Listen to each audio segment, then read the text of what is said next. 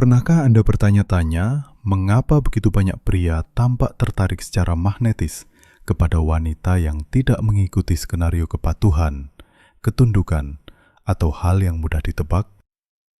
Mengapa ketika berhadapan dengan wanita yang menetapkan batasan dan tidak meminta maaf karena hidup dengan intensitas, banyak pria tidak hanya menjadi tertarik, mereka menjadi terpikat?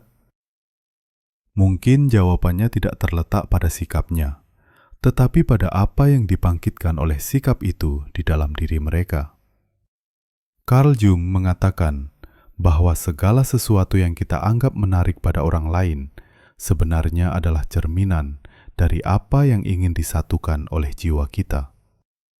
Dan dalam kasus ini, apa yang dilihat pria pada wanita nakal adalah cerminan dari kebebasan yang tidak pernah mereka pelajari untuk dikembangkan.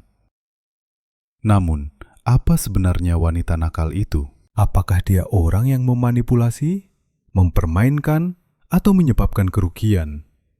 Ataukah dia hanyalah orang yang berani menjadi utuh, bahkan jika itu berarti membuat orang lain tidak nyaman? Masyarakat telah mengajarkan selama berabad-abad bahwa wanita ideal adalah wanita yang menyenangkan, menunggu, dan beradaptasi. Tetapi ada ketertarikan yang hampir tidak bisa dijelaskan terhadap mereka yang mendobrak citakan itu. Dan itu bukan karena mereka jahat, itu karena mereka bebas. Dan kebebasan bagi banyak pria adalah wilayah yang belum terpetakan, menakutkan, dan tak tertahankan. Ketika seorang wanita tidak tunduk, dia menjadi cermin yang memantulkan kelemahan seseorang yang selalu perlu mendominasi agar merasa kuat. Saat itulah permainan berubah. Pria itu secara tidak sadar menghadapi arketip yang menantang egonya. Seorang wanita yang tidak bergantung padanya, yang tidak membutuhkan validasinya, yang tidak takut untuk pergi.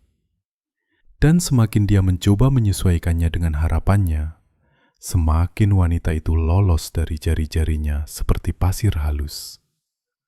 Ini bukan permainan.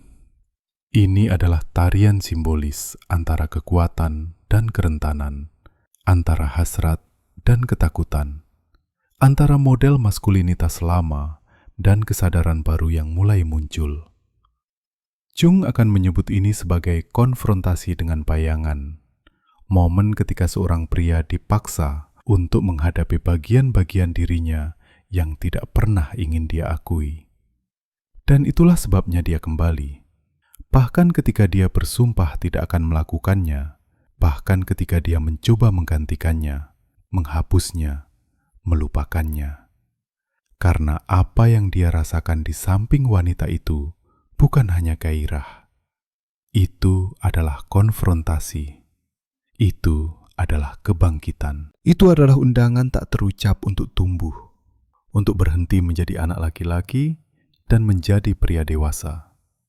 Dan itu tidak peduli seberapa menakutkannya, juga merupakan hal yang paling menarik baginya.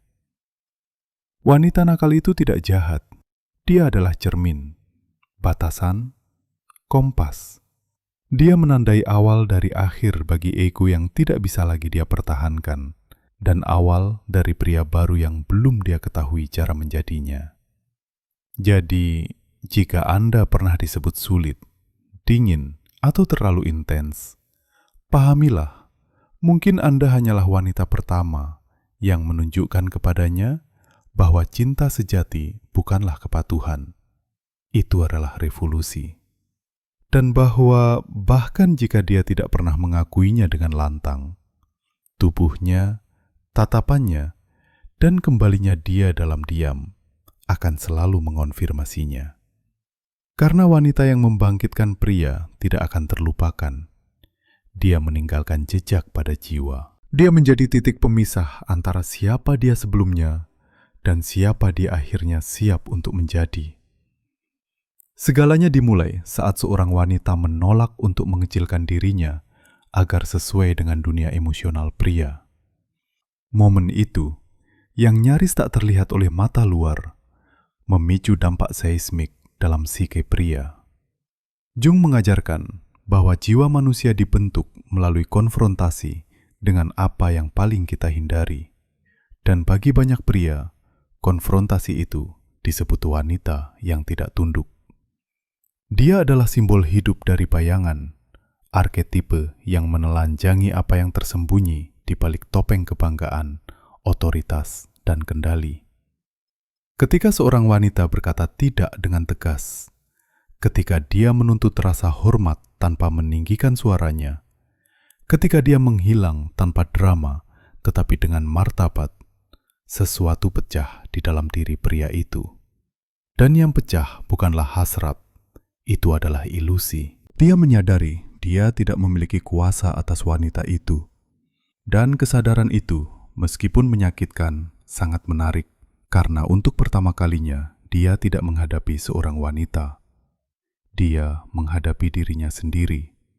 Atau lebih tepatnya, dia menghadapi bagian dari dirinya yang tidak pernah dia miliki keberanian untuk menatap matanya. Keterbatasan emosionalnya sendiri. Wanita semacam itu tidak berteriak, tetapi dia bergema. Dia tidak memohon, tetapi dia mengubah. Dia tidak mencari balas dendam, tetapi dia membangkitkan. Dan itulah sebabnya dampaknya tidak berakhir dengan kehadirannya. Ketiadaannya berbicara lebih keras daripada kata-kata. Ketika dia pergi, dia tidak hanya membawa tubuhnya, dia membawa cerminnya. Dan tanpa pantulan itu, dia merasa tersesat tanpa arah. Jung menjelaskan bahwa cinta sejati bukanlah yang mengisi Anda, tetapi yang mengekspos Anda. Dan dengan mengekspos kebenaran mentah dari seorang pria yang tidak dewasa secara emosional, wanita itu menjadi tanpa berusaha titik awal dari kesadaran baru. Tetapi hubungan itu tidak mudah dikenali. Banyak wanita bertanya-tanya, mengapa dia mendekati saya begitu intens, dan kemudian menarik diri, seolah-olah dia takut pada saya. Jawabannya terletak pada ketakutan akan transformasi itu sendiri. Mencintai wanita yang bebas, menuntut seorang pria melepaskan dominasi, ego yang membengkak, dan kebutuhan akan kendali. Dia harus mendekonstruksi dirinya sendiri, dan itu menyakitkan. Itulah sebabnya dia lari. Mengapa dia menyangkal? Mengapa dia mencoba menggantikannya? Tetapi tidak ada yang mengisi ruang yang pernah ditempati wanita itu. Karena itu, bukan sekadar romansa. Itu adalah wahyu. Itu terjadi dalam pertemuan antara egonya dan esensi wanita itu. Awal dari perjalanan emosional lahir. Sebuah perjalanan yang hanya sedikit pria memiliki keberanian untuk mengikutinya sampai akhir. Tetapi mereka yang melakukannya tidak akan pernah sama lagi. Dan bahkan jika mereka tidak pernah kembali, bahkan jika mereka tidak pernah mengakuinya, wanita itu akan selamanya tetap menjadi kenangan tentang siapa yang bisa dia jadi jika dia memilih untuk tumbuh. Ada ketegangan tak kasat mata antara apa yang dirasakan seorang pria dan apa yang bersedia dia hadapi. Ketika dia berdiri di depan seorang wanita yang tidak menyerah, dia dihantam oleh sensasi yang tidak dia ketahui namanya. Campuran antara hasrat, frustrasi, dan kemarahan diam. Itu bukan kemarahan terhadap wanita itu. Itu kemarahan terhadap dirinya sendiri karena menyadari bahwa semua alat rayuannya, manipulasi emosional, dan janji-janji kosongnya tidak berguna. Di sini, Jung mengatakan bahwa ego menjadi putus asa ketika tidak dapat mengendalikan apa yang diinginkannya. Dan itulah tepatnya yang terjadi. Pria itu menginginkan wanita itu dengan intensitas seseorang yang ingin memilikinya, tetapi dia dihadapkan pada ketidakmungkinan untuk mendominasinya. Pada saat itu, permainan emosional mencapai puncaknya. Bukan sebagai pertempuran antara dua orang, tetapi sebagai konfrontasi antara egonya dan jiwa wanita itu. Dia mewakili segala sesuatu yang tidak dia mengerti, namun sangat membuatnya penasaran. Kemandiriannya menantangnya, ketenangannya menggoyahkannya, ketiadaannya menghancurkannya. dan dia tidak mengerti mengapa. Lagi pula, wanita itu tidak memohon, tidak mempermalukan dirinya sendiri, tidak meminta sisa-sisa perhatian. Jadi mengapa dia merasa sangat terganggu? Jawabannya terletak di alam bawah sadar, di mana bayangan wanita itu menyatu dengan segala sesuatu yang selalu dia takutkan terungkap. Setiap kali wanita itu menetapkan batasan, dia menyebabkan retakan mikro di kastil emosional yang dia bangun seumur hidup. Retakan yang memaksanya melihat celah dalam kejantanan yang dipelajarinya, maskulinitas performatifnya, dan peran yang dibebankan dunia padanya. Peran yang tanpa sadar dia adopsi sebagai baju zirah. Tetapi sekarang, baju zirah itu tidak lagi melindungi. Itu memenjarakan. Dan ketakutan terbesar seorang pria yang belum mendekonstruksi dirinya sendiri adalah harus melepaskan pertahanan itu untuk menjadi rentan di depan seseorang yang tidak terkesan oleh kekuatannya, tetapi menuntut kebenaran. Ketegangan tumbuh karena jauh di lubuk hatinya, dia tahu dia tidak bisa membodohi wanita ini. Dia melihatnya sepenuhnya. Dia melihat kelebihannya dan keheningannya, upaya kendalinya dan kerapuhannya yang disamarkan sebagai ketidakpedulian. Dan itu membuatnya takut lebih dari penolakan apapun. Karena wanita itu tidak hanya melihat pria yang dia pura-purakan, dia menyentuh pria yang selama ini dia sembunyikan. Dan paparan diam itu tak tertahankan bagi ego yang selalu perlu mendominasi agar merasa diinginkan. Itulah sebabnya dia pergi, bukan karena dia tidak menyukainya, tetapi karena dia tidak sanggup menanggung apa yang dipaksakan wanita itu untuk dia lihat. Dia lebih memilih wanita yang pura-pura tidak memperhatikan, yang menerima remah-remah, yang menyelamatkannya dari melihat dirinya ditelanjangi. Tetapi wanita itu berbeda. Dia tidak menuntut apa-apa, tetapi kehadirannya menuntut segalanya. Dan segalanya itu justru adalah apa yang masih belum dia tahu cara memberikannya, jiwanya. Ketika wanita itu pergi, keheningannya menjadi memekakkan telinga. Tidak ada pesan, tidak ada celaan, tidak ada ancaman, hanya ketiadaan. Tetapi ketiadaan ini berbeda. Itu berat, simbolis, tidak nyaman. Carl Jung mengatakan bahwa alam bawah sadar mengungkapkan dirinya melalui simbol. Dan itulah tepatnya dia menjadi sebuah simbol. Cermin arketip yang memantunkan segala sesuatu yang dia hindari sepanjang hidupnya. Dia bukan hanya seseorang, dia adalah titik pemisah. Dan sekarang, dalam gema ketiadaannya, dia mulai berpikir, mungkin untuk pertama kalinya dengan sungguh-sungguh. Kebanggaan mencoba melawan, datang dengan alasan, rasionalisasi, memberi makan narasi internal bahwa dialah yang bereaksi berlebihan, yang berharap terlalu banyak, yang dingin. Tetapi sesuatu di dalam dirinya tidak bisa lagi mendukung cerita itu. Karena jauh di lubuk hatinya, dia tahu wanita itu tidak mengharapkan apa-apa selain kehadiran, tidak lebih dari kebenaran, tidak lebih dari seorang pria yang tahu cara mencintai tanpa perlu mengendalikan. Dan sekarang setiap gerak-geriknya menjadi kenangan simbolis, tatapan tegas, cara dia tetap diam saat tidak dihargai, keringanan saat dia mengucapkan selamat tinggal. Semuanya kembali seperti potongan teka-teki. Dia mencoba menyatukannya terlambat. Pantulan ini tidak romantis. Ini menyakitkan, karena apa yang dia lihat sekarang bukan hanya apa yang hilang darinya, tetapi apa yang dia tidak tahu cara menjadinya. Dia menyadari bahwa alih-alih melindunginya, dia mencoba mendominasinya. Bahwa alih-alih mencintainya dengan kedewasaan, dia ingin membuatnya bergantung pada ketidakstabilannya. Bahwa alih-alih membangun sesuatu yang nyata, dia bermain dengan gagasan kekuasaan, dan itu menggerogotinya dari dalam. Karena wanita itu adalah orang pertama yang tidak jatuh ke dalam perangkap itu. Dia tidak tinggal untuk diperbaiki. Dia pergi untuk menjaga dirinya sendiri. Pada saat yang tepat itu, banyak pria mengalami krisis. Karena ego tidak bisa lagi mempertahankan ilusi superioritas emosional.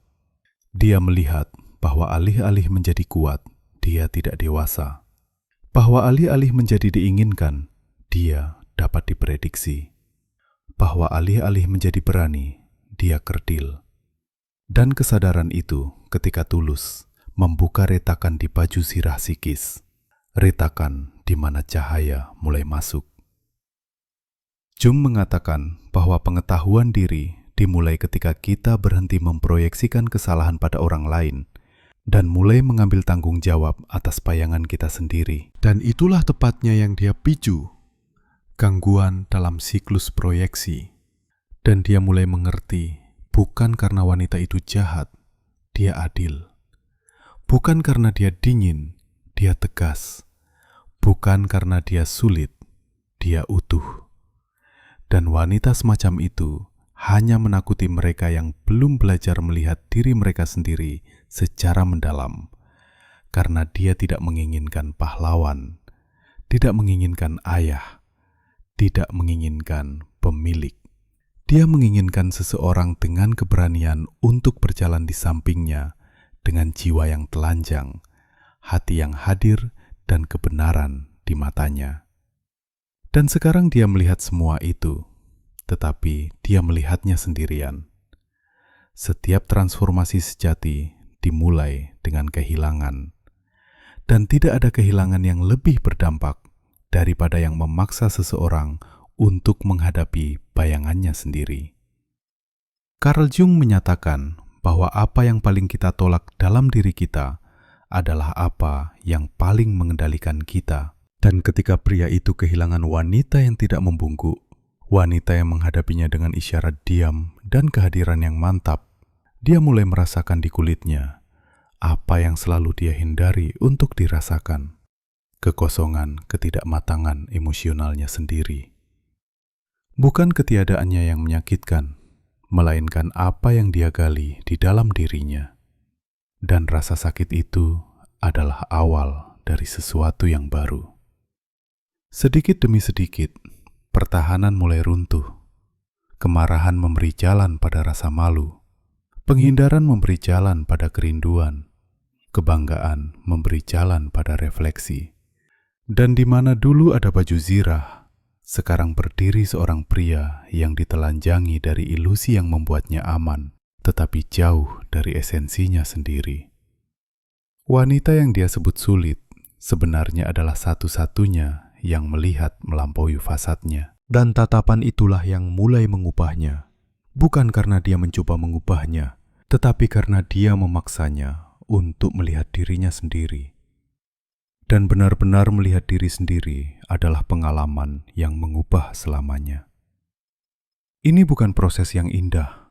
Jiwa berdarah, ego menggeliat, pikiran mati-matian mencoba kembali ke pola lama, tetapi tidak bisa karena pengalaman mengenal wanita yang utuh menciptakan standar internal baru. Setelah dia, semua yang lain tampak pucat karena tidak ada dari mereka yang secara diam-diam menuntut agar dia bangkit. Tidak ada yang begitu lembut mengekspos luka yang dia sembunyikan sepanjang hidupnya. Tidak ada yang mencapai begitu dalam. Dan dampak itu menjadi bekas luka simbolis, pengingat konstan bahwa ada sesuatu yang perlu diubah. Pria itu kemudian mulai mendekonstruksi dirinya sendiri. Dia berhenti mencari validasi melalui tepuk tangan dan mulai mencari makna dalam keheningan. Dia meninggalkan keinginan untuk diinginkan dan mulai berkeinginan untuk menjadi nyata. Dia tidak menjadi lemah, dia menjadi manusia. Dan disitulah kekuatan sejati lahir. Jung mengatakan bahwa tidak ada kebangkitan tanpa rasa sakit, dan bahwa individuasi, proses menjadi siapa Anda sebenarnya, hanya terjadi ketika kita menghadapi kegelapan kita sendiri. Wanita itu adalah percikan yang menyalakan proses itu. Dan bahkan jika dia jauh, dia tetap hadir sebagai simbol siapa yang masih bisa dia jadi. Transformasi tidak terjadi untuk memenangkannya kembali. Ini bukan lagi tentang dia, ini tentang dirinya sekarang. Tentang membangun kembali dirinya berdasarkan kebenaran, bukan kinerja. Tentang menghentikan kebutuhan untuk mengesankan dan mulai hidup dalam integrasi. Tentang mengakui bahwa cinta, bila nyata, tidak menerima ego sebagai panduannya. Karena cinta sejati, jenis yang melampaui, yang menyembuhkan, yang membangkitkan, hanya bisa mekar ketika topeng jatuh dan diri yang otentik akhirnya muncul. Setelah jatuhnya ego, dunia tidak lagi sama, dan begitu juga dia. Pria yang dulunya mencari kekaguman, sekarang merindukan koneksi. Apa yang dulu dia lihat sebagai permainan kekuasaan, sekarang dia pahami sebagai undangan menuju kerentanan. Dia mulai menyadari bahwa wanita yang meresahkannya bukanlah sombong, dia utuh. Bahwa bukan dia yang berlebihan, tetapi dirinya yang kurang secara emosional. Carl Jung mengatakan bahwa penyembuhan sejati hanya dimulai ketika kita melihat apa yang menyakiti kita dengan mata pembelajaran. Dan itulah tepatnya yang terjadi. Dia meninggalkan jejak, tetapi bukan sebagai luka, melainkan sebagai tanda. Pria baru ini tidak datang dengan janji, tetapi dengan kehadiran. Dia tidak lagi berusaha menjadi jawaban, tetapi bersedia mendengarkan pertanyaan. Dia tahu bahwa tidak cukup hanya mencintai. Cinta harus dipertahankan dengan kedewasaan. Dan dia sekarang mengerti bahwa wanita yang membuatnya mempertanyakan segalanya tidak ingin diselamatkan, ditaklukkan, atau diyakinkan. Dia ingin dihormati kedalamannya, diakui kebenarannya, dipeluk kekuatannya. Dan itu hanya bisa terjadi ketika pria akhirnya melepaskan kebutuhan untuk menjadi superior dan dengan rendah hati memilih untuk menjadi nyata. Visi baru ini tidak diungkapkan melalui kata-kata besar, tetapi melalui tindakan diam. Dia tidak memohon, dia menunjukkan. Dia tidak merayu, dia mendukung. Dia tidak memamerkan, dia menyerahkan. Karena dia akhirnya mengerti bahwa wanita sejati tidak terkesan oleh janji atau kekuasaan, tetapi oleh kemampuan seorang pria untuk tetap utuh di sampingnya, bahkan ketika segala sesuatu dalam dirinya menghadapinya. Rasa hormat bukan lagi strategi, itu telah menjadi esensi. Kekaguman bukan lagi kesombongan, itu telah menjadi pengakuan. Dan hasrat bukan lagi ego, itu telah menjadi persekutuan.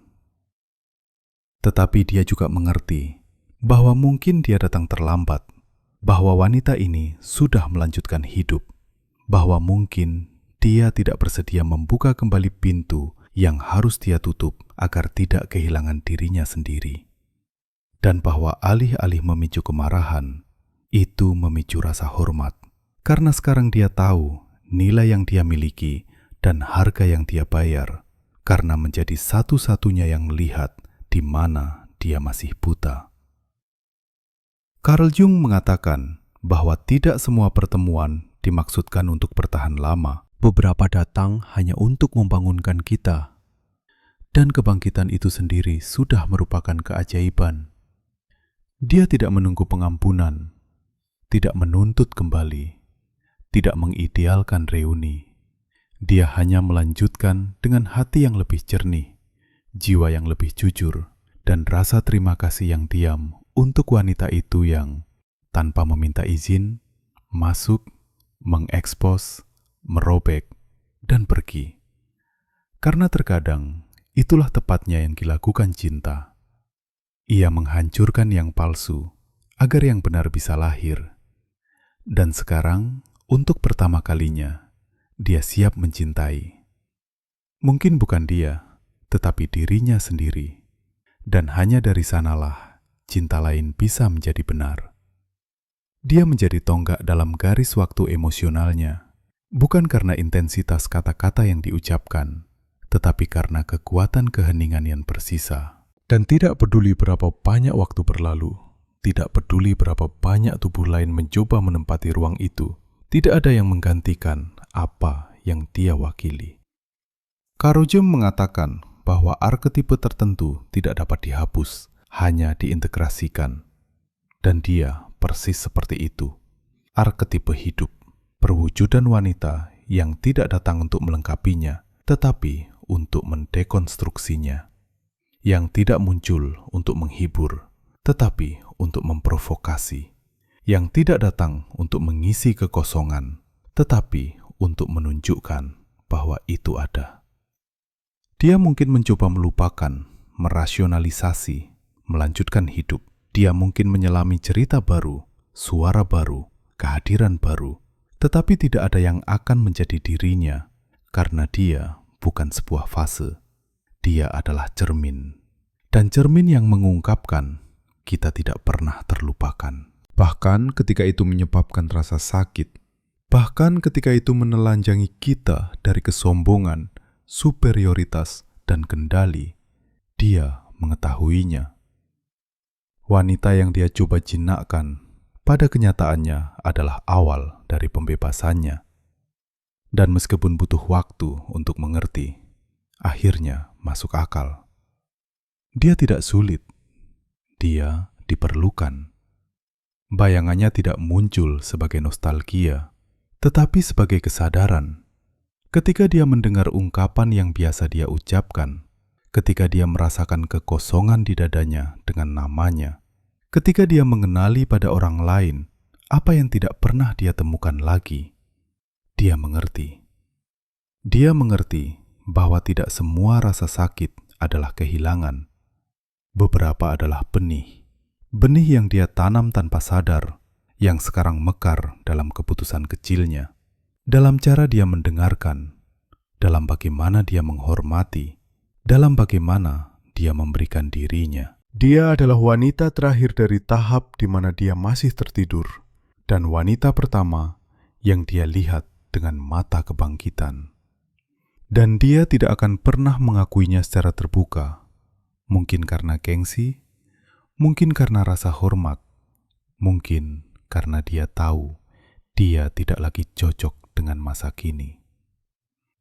Tetapi jauh di dalam, di sudut jiwa yang paling intim, di mana topeng tidak lagi menjangkau, dia menyimpan rahasia itu seperti seseorang yang menjaga relik.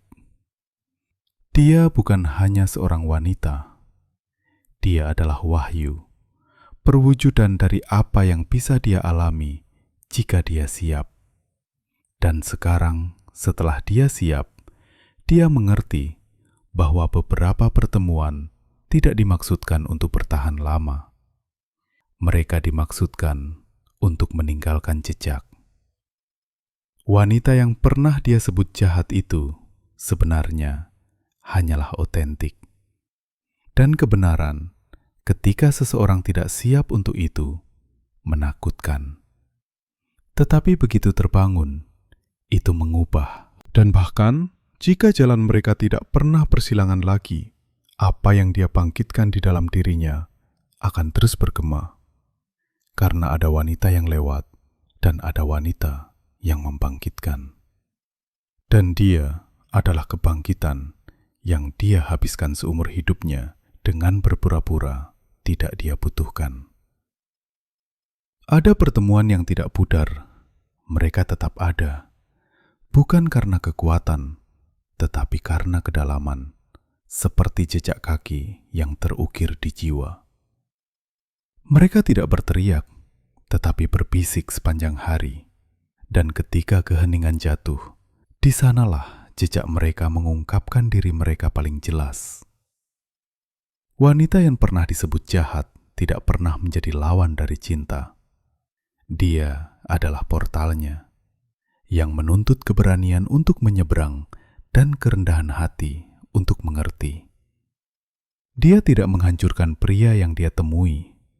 Dia mengungkapkan apa yang di dalam dirinya belum benar. Dan karena alasan itu, bahkan dalam keheningan, dia terus mengubahnya. Di dalam dirinya sekarang ada cara baru untuk mendengarkan, tatapan baru, rasa kehadiran baru. Dia tidak lagi terpesona oleh permainan. Dia tidak lagi menyerahkan dirinya pada kedangkalan. Dia tidak lagi berusaha bersembunyi di balik topeng. Karena dengan menyentuh tepi egonya sendiri, dia menemukan awal dari jiwanya. Carl Jung mengatakan bahwa pertemuan cinta sejati terjadi ketika dua kesadaran saling mengenali. Dan mungkin dia adalah satu-satunya yang melihatnya, bahkan sebelum dia tahu siapa dia. Cermin itulah yang membangunkannya. Sebuah kebangkitan tidak peduli seberapa menyakitkan, tidak pernah sia-sia. Beberapa pria akan terus berlari, menyalahkan, bersembunyi dari diri mereka sendiri. Tetapi yang lain, mereka yang memiliki keberanian untuk melihat ke belakang dengan jujur, akan mengerti. Mereka akan menyadari bahwa mereka tidak kehilangan seorang wanita, tetapi mendapatkan kesempatan. Kesempatan langka untuk membangun kembali diri mereka dari dalam keluar. Dari apa yang menyakitkan, apa yang meresahkan, apa yang menantang, dan apa yang secara paradoks membebaskan mereka. Karena tidak ada kebebasan tanpa kesadaran diri, dan tidak ada cinta nyata di mana ego masih berkuasa. Wanita itu adalah revolusi diam, dan revolusi sejati tidak pernah meminta izin untuk terjadi. Jadi, jika video ini menyentuh sesuatu di dalam diri Anda yang tidak Anda ketahui namanya, tetapi Anda rasakan, mungkin sudah waktunya untuk melihat ke dalam, berhenti berlari mengejar orang lain, dan mulai berjalan di samping diri sendiri, dan baru kemudian di samping orang lain. Karena jenis cinta yang membangkitkan kita bukanlah yang menghibur, itu adalah yang mengubah. Dan terkadang, orang yang Anda hakimi sebagai batu di jalan Anda, sebenarnya adalah kunci yang Anda butuhkan untuk membuka pintu kesadaran Anda.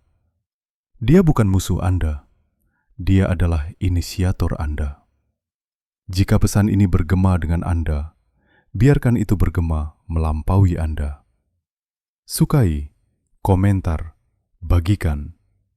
Tulis di sini apa yang Anda rasakan, karena mungkin dalam cerita Anda, wanita lain akan mengenali dirinya sendiri. Pria lain akan bangkit, dan bersama-sama kita bisa membangun hubungan yang lebih sadar. Berlangganan saluran ini jika Anda ingin melanjutkan di jalan kedalaman, kebenaran, dan transformasi ini. Dan ingat, orang yang melihat Anda dengan mata jiwa tidak akan pernah lupakan apa yang mereka lihat.